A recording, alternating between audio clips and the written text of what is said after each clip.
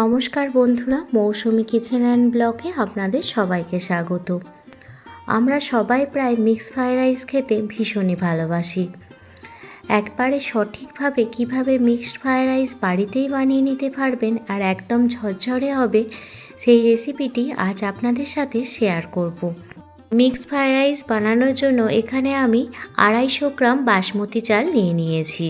চালটা এমনভাবে ধুতে হবে যাতে চালগুলো ভেঙে না যায়। খুব হালকা হাতে চালগুলো ভালোভাবে ধুয়ে নেব। 2 থেকে 3 বার জল পাল্টে পাল্টে চালটা হালকা হাতে ধুয়ে নেব, যাতে চালের মধ্যে কোনো রকম নোংরা না থাকে। এইভাবে বাসমতি চালটা ভালোভাবে ধুয়ে 10 থেকে 15 মিনিট জলের মধ্যে ভিজিয়ে রাখবো, যাতে চালটা খুব সহজেই বয়েল হয়ে যায়। যতক্ষণ চালটা ভেজানো আছে ততক্ষণ দেখুন একটি কড়াইয়ের মধ্যে জল নিয়েছি আর জলেতে স্বাদ মতো লবণ দিয়ে দিলাম আর 1 চামচ পরিমাণ সাদা তেল দিয়ে দিলাম। যখন জলটা খুব ভালোভাবে গরম হয়ে যাবে তখন বাসমতি চালটা ওই জলেতে দিয়ে দিলাম। চালটা বয়েল করার সময় যদি জলের মধ্যে লবণ আর সামান্য পরিমাণ সাদা তেল দেন, তাহলে চালগুলো একটির সঙ্গে একটি গায়ে লেগে যাবে না, খুব ঝরঝরে তৈরি হবে। চালগুলো নাড়াচাড়া করার সময় খুব আলতো হাতে নাড়াচাড়া করবেন আর দেখবেন যেন ওভারকুক হয়ে যায় না।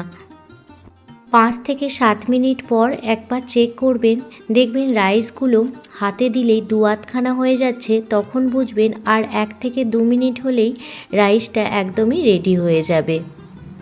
2 মিনিট পর ফিরে এসেছি আর আপনাদের রাইসটা দেখাচ্ছি। দেখুন রাইসটা কিন্তু একদমই তৈরি হয়ে গেছে। এবার রাইসটা একটি ছাঁকনিতে ছেঁকে নেব। এই রকম যদি আপনাদের ঝাঁঝরি থাকে তো এই রকম ঝাঁঝরিতে ছেঁকে নেবেন। দেখেছেন প্রত্যেকটা চাল একদম ঝরঝরে আছে। রাইস যদি আপনাদের বানানো হয়ে যায় তাহলে ভাবুন যে 80% কাজ আপনারা করে ফেলেছেন। আর মিক্স ফ্রাইড রাইস বানানোর জন্য প্রথমে আমি চিকেনটা ম্যারিনেট করে নেব। তার জন্য সামান্য পরিমাণ রসুন বাটা, আদা বাটা আর গোলমরিচের গুঁড়ো আর সয়া সস আর স্বাদ মতো লবণ দিয়ে চিকেনটা ম্যারিনেট করে নিচ্ছি। চিকেনটা ভালোভাবে ম্যারিনেট করা হয়ে গেলে এরপর আপনারা সবাই দেখেছেন যে মিক্স ফ্রাইড রাইসের মধ্যে চিংড়ি মাছও দেওয়া হয়, তো চিংড়ি মাছটাও এবার ম্যারিনেট করে নেব। তার জন্য দেখুন এখানে চিংড়ি মাছ নিয়েছি। চিংড়ি মাছের মধ্যেও সামান্য পরিমাণ রসুন বাটা, সামান্য পরিমাণ আদা বাটা আর স্বাদ মতো লবণ আর সয়া সস দিয়ে আর সাথে গোলমরিচের গুঁড়ো দিয়ে চিংড়ি মাছটাও ম্যারিনেট করে নিচ্ছি। সামান্য উপকরণ দিয়েই চিকেন আর চিংড়ি মাছ ম্যারিনেট করা হয়ে যায়। চিকেন আর চিংড়ি মাছ ম্যারিনেট করা হয়ে গেলে অন্যদিকে গ্যাসের ওভেন জ্বালিয়ে কড়াই বসিয়ে দিয়েছি আর কড়াইতে দিয়ে দিলাম পরিমাণ মতো সাদা তেল। সাদা তেল গরম হয়ে গেলে 2টো ডিম দিয়ে দিলাম।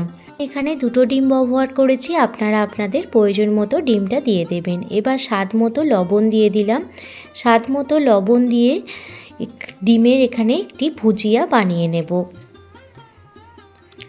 ডিমটা দেখুন এইভাবে চাড়িয়ে দিচ্ছি যাতে ডিমটা খুব সহজেই ভুজিয়া তৈরি করা যায়। দেখুন এইভাবে ডিমের ভুজিয়া বানিয়ে নিচ্ছি। ডিমটা ভাজার সময় গ্যাসের ফ্লেমটা লো টু মিডিয়ামে রাখবেন, তাহলে দেখবেন খুব সুন্দর জুসি ডিমের ভুজিয়াগুলো তৈরি হয়ে গেছে। ডিমের ভুজিয়া ভাজা হয়ে গেলে এবার ডিমের ভুজিয়াটা একটি পাত্রে তুলে রাখবো।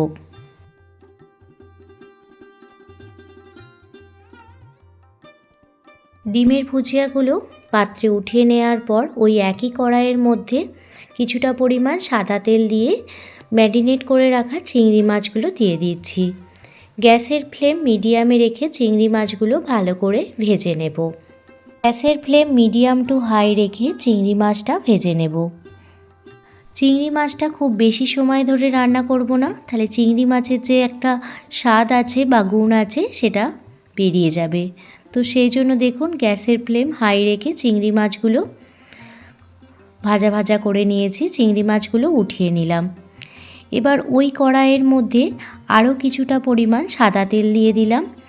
এবার ম্যারিনেট করে রাখা চিকেনটা দিয়ে দিচ্ছি। গ্যাসের ফ্লেম মিডিয়াম টু হাই রেখে চিকেনটা ভালো করে ভেজে নেব।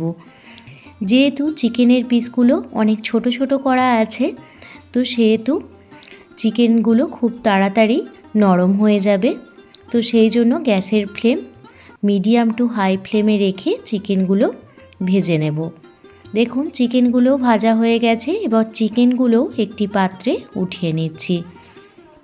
এই সময় ধরে চিকেনগুলো ভাজলে চিকেনগুলো ছিবড়ে লাগবে, খেতে অতটা ভালো লাগবে না। সেই জন্য গ্যাসের ফ্লেমটি বাড়িয়ে তাড়াতাড়ি চিকেনগুলো ভেজে নেবেন, তাহলে চিকেনগুলো খুবই জুসি থাকবে।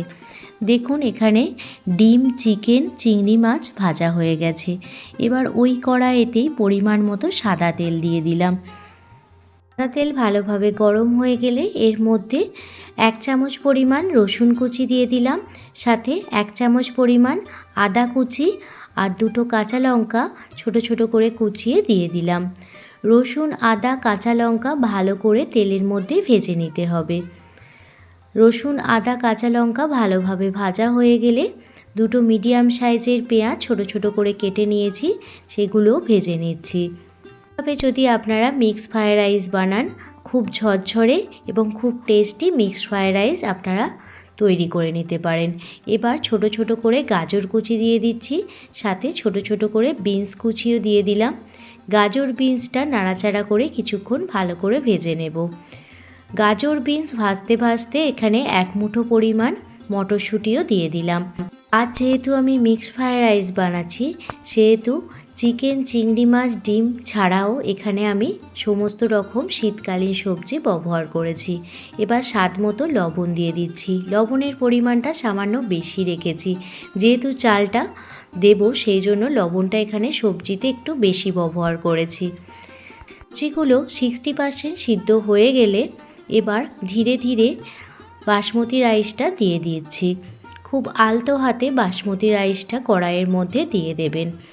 ধীরে ধীরে সবজির সাথে বাসমতি রাইসটা মিশিয়ে নেবেন, তাহলে দেখবেন মিক্সড ফ্রায়েড রাইসগুলো খুব সুন্দর ঝরঝরে একদম পারফেক্ট তৈরি হবে। পুরোটা রাইস কড়াইয়ের মধ্যে দিয়ে দেওয়ার পর এর মধ্যে ডিমের ভুজিয়া, চিংড়ি মাছ আর ভেজে রাখা চিকেনের টুকরোগুলো দিয়ে দেব।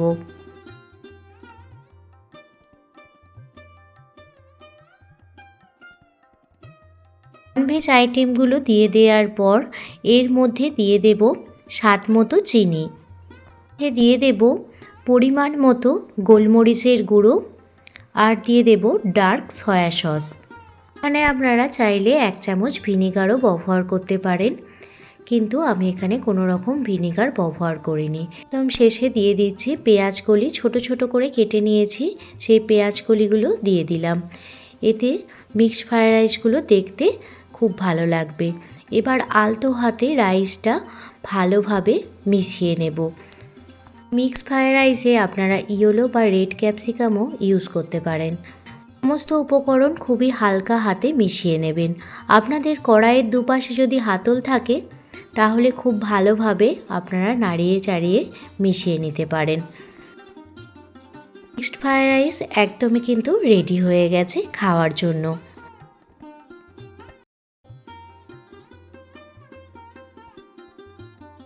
একদম শেষে দিয়ে দিচ্ছি পার্সলে পাতা। আপনাদের বাড়ি না থাকলে আপনারা এখানে ধনিয়া পাতাও ব্যবহার করতে পারেন। নিজের ছাদ বাগানে পার্সলে পাতা ছিল, তো সেই পার্সলে পাতা এই মিক্সড ফ্রায়েড রাইসের মধ্যে দিয়ে দিলাম। পাতার অপূর্ব একটি গন্ধ এই মিক্সড ফ্রায়েড রাইসের মধ্যে থাকলে খেতে কিন্তু ভীষণ ভালো লাগে। বড় বড় নামি নামি রেস্টুরেন্টে এই পার্সলে পাতা মিক্সড ফ্রায়েড রাইসের মধ্যে দেয়া হয়। আপনাদের কাছে না থাকলে অবশ্যই ধনিয়া পাতা দিয়ে দেবেন। তো মিক্সড ফ্রায়েড রাইস একদমই রেডি হয়ে গেছে আর আমি সার্ভ করে দিয়েছি। আপনাদের কাছে মিক্সড ফ্রায়েড রাইসের এই রেসিপিটি কেমন লাগলো অবশ্যই কমেন্ট করে জানাবেন। যদি ভালো লেগে থাকে প্লিজ একটি লাইক, কমেন্ট, শেয়ার এবং সাবস্ক্রাইব করে আমার পাশে থাকবেন।